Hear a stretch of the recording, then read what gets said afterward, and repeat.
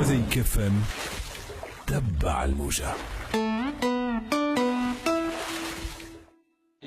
وقد وعد بما يخص معناتها توفير مورد الرزق اللي طلبته انت، وهذا ماشي في هذا الاطار ان شاء الله، وان شاء الله ما يتحقق لك باذن الله وهو قدام الناس الكل تشهد عليه.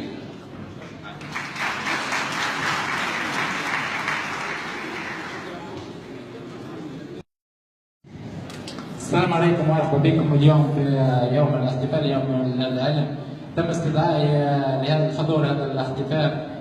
مشكور كل من تفكرني وتذكرني في هذا اليوم.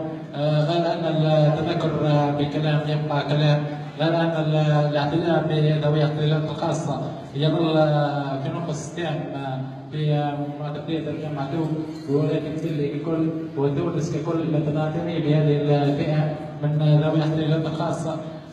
قرأت دخلت الابتدائي، كان هدفي أن نقرأ السنة الأولى وأتعلم نكتب اسمي بالعربي.